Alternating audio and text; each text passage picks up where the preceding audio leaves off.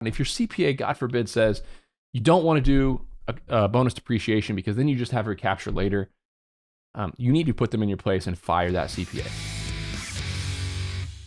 Big news, guys. I created a free PDF that details my method on how I analyze a self-storage facility and figure out what it's worth.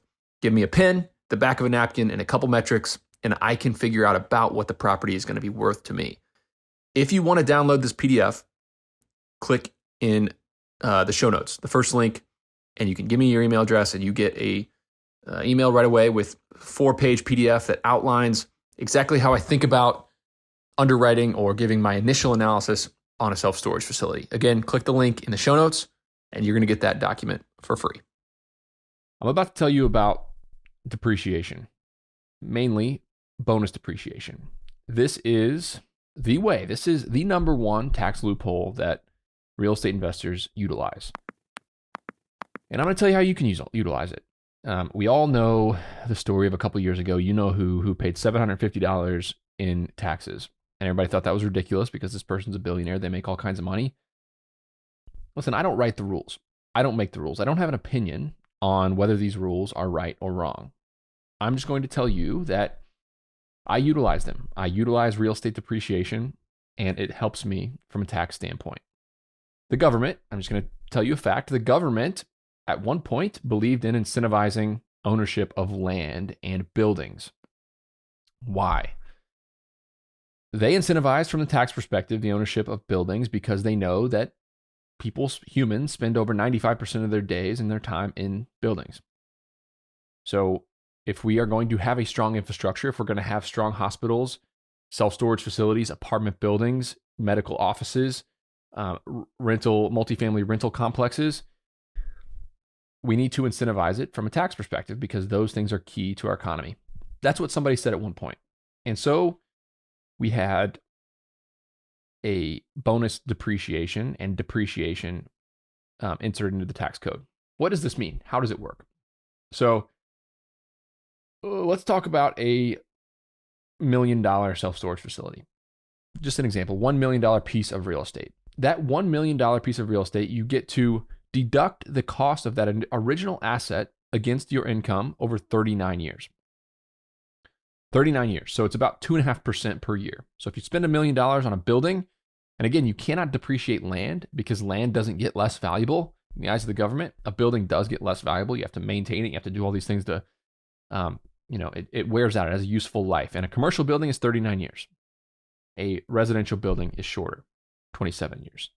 You can't depreciate the land, but so let's say maybe $1.3 million you paid on an acquisition of a self-storage facility, but $1 million of it was the building itself. And the building itself has a lifespan of 39 and a half years. You get to depreciate that over time every year, 2.5%. Let's say you spend $1 million on this thing, and let's say it was fully depreciable, just as an example. And let's say you use some debt. Put $300,000 down and $700,000 of it came from a bank. Now, even though $700,000 of it came from a bank, you still own it. You get to fully depreciate it. That's one of the massive powers of leverage. So you're looking at 2.5% of not only the $300K, that's only $7,500 a year, $7,500 a year. You get that 2.5% of the full $1 million, which is $25,000. So $25,000 deductible every year for 39 years on a $1 million purchase. That's pretty awesome. But this is where bonus depreciation comes into play.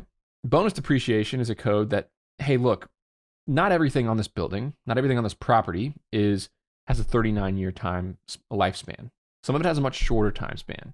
Some of it is only 15 years or 7 years or 5 years. For example, the roads and sidewalks, the driveways and sidewalks and landscaping and land improvements, maybe those are only 15 years or 10 years. Then you have the windows. Then you have the HVAC system. Then you have the latches. Then you have the partitions inside the units. Then you have the roof. Then you have all these different things with all these different time horizons, the lifespans. What we do is we pay somebody, and I'll recommend somebody. Basically, you have somebody come through who's an engineer or a cost segregation specialist, and they bring in some data into this thing and say, okay, look, we've spent $1 million on this building, but $200,000 of it was the land, And the other $800,000 of it was the building, but we're going to further segregate it down to these different areas with different lifespans. Maybe we have the windows. That's one area. Maybe that's $20,000. Maybe we have the doors and sidewalks and landscaping and, parking areas. We have all these different areas that you break it down into different things. Now let's aggressively depreciate it. And the code in this bonus depreciation, which was scheduled to phase out, Obama had this scheduled to phase out in his tax plan. By 2023, it was no longer going to exist. But during the CARES Act, the tax cut plan of 2017 by Trump, that's when cost segregation was brought back in and extended and made basically fully depreciable of anything under a 15-year time span. So if, say, the landscaping and the doors and the roof of your building have an under 15-year time span, useful life, then we get to depreciate all of that in the very first year of ownership. I'm going to say that again. This massive chunk, 20 to 30% generally of the cost of the building, is on a shorter than 15-year time span and all of or useful life. And all of that depreciation can be used in the very first year. That's called bonus depreciation. It's just a little carrot in the tax code that still exists. So what you can have is a huge bonus depreciation tax loss year one. So Wes Mabry, it is 1245consulting.com. Highly recommend him as a cost segregation specialist, but there's many cost segregations. If you Google cost segregation company in your town, you will find somebody who can do one of these studies for you.